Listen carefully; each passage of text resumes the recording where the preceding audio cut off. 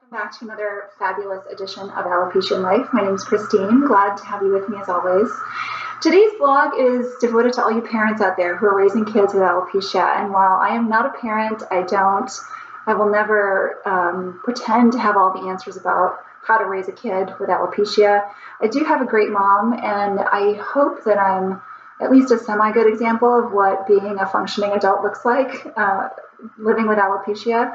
And so I'm going to share her story with you. I interviewed her for this vlog a few weeks ago, and also reflect with you about the lessons that she's taught me and some of the things that looking back now as an adult, I know I took away from my mom's example and how that's affected me as an adult with alopecia. So my mom's story, raising a child with alopecia, started when I was 9 months old. She was just about to go back to work and was weaning me from breast milk. And this was the mid-70s. At the time, cow's milk, was the standard way of weaning kids from breast milk. And I think it was probably somehow combined with formula. I'm not sure, but I do know that cow's milk was involved. And I was always a pretty happy kid. Happy baby, my mom said, until I started getting this cow's milk in my body, and I was crying and I was fussing. And over a couple days' time, my mom called my pediatrician, and he poo-pooed her concerns, chalking it up to new motherhood, and said, every child goes through this, so not to worry, she'll be fine. And it wasn't until day 3 of me eating cow's milk that my aunt came over. I was the new baby in the family, and everyone wanted to see little Christine, so she came over with her kids. They went into my bedroom. My mom had put me down for a nap. And between the time my mom put me down for a nap and my aunt went into my bedroom, I had turned blue. I had gone into anaphylactic shock, and I couldn't breathe because I was having this severe allergic reaction to milk. And so my aunt came out and said, Diane, Christine doesn't look good. My parents rushed me to the hospital. I was immediately brought into the NICU, put on a steroid drip, and it was a pretty traumatic experience. Obviously, I'm here to tell a story, thank God, but could have been different if my aunt hadn't been there, if certain things hadn't transpired the way they did. It was a pretty traumatic time for everyone. So after all that dust settled, my mom, she found me a new doctor because the doctor I had continued to say it was all in your head. It was just, you overreacting. When she went back to work, and within a few months of going back to work, I got my first bald spot. And now my mother is very intuitive. She's very insightful. And she thought to herself, she just kind of felt that the bald spot was related to the trauma that I went through or whatever happened leading up to this crazy reaction I had to milk. And that there was a link there somehow. But the doctor, my new doctor, said to my mom she has separation anxiety, and essentially told her that it was her fault that I was sick.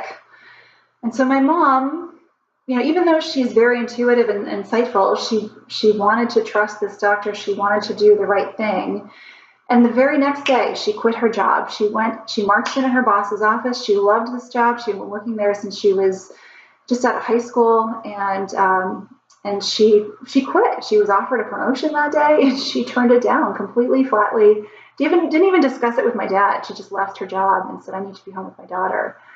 And, my mom, I think we can all agree that my mom's initial thought was probably the right one, and that the advice my doctor gave her was more motivated by whatever cultural biases people had back then about women working and being out of the home. Not that they've changed all that much, but at least people have the political correctness to not say that in a doctor's visit. So at any rate, the fast forward 13 years or so, she was a stay-at-home mom with me, my brother and sister who eventually came along. And it wasn't until I turned 30, as you all know, if you've been watching these vlogs, it was my 30th birthday that I got the bald spot that just hung around and never went away. And when I asked her what it was like to parent me, to be with me, to support me as an adult dealing with alopecia, she said immediately, heartache, heartbreaking and heart aching, because there was nothing she could do to help me. And she knew that I was lovable. She knew that I was beautiful, regardless of whether I had hair. But she knew also that as a young woman living in our culture, the pressures and the value that's placed on physical beauty and the interpretations that people make, the meaning that people make out of a woman with no hair, and how that gets translated in people's minds. She said, I don't understand why it's easy for men to be bald, but for a woman to be bald, it's like a mortal sin. She said you could have the most beautiful woman walking down the street, but they could be the most shallow person in the world, but that doesn't matter. And she said, I really feel like we've lost some sense of like normalcy or truth in our culture because of how we view beauty, physical beauty, and what the value we place on certain things, certain markers of beauty. So at any rate, my mom, it was difficult for her to watch me go through having alopecia because there was nothing she could do to make it go away. But she supported me in all the efforts that I was trying to make to turn over all the stones, to go see the different doctors and to try new treatments, because she knew it was important to me. And she knew if I didn't do those things, if she didn't support me in doing those things, that I would always wonder, what else could I have done? And I honestly think I've done everything I can besides, I don't even know what besides, but someday there will be a cure. I know this in my gut, in my bones. It just won't be through my efforts. I don't think whatever I've tried is really going to turn the tide for me, at least in my alopecia.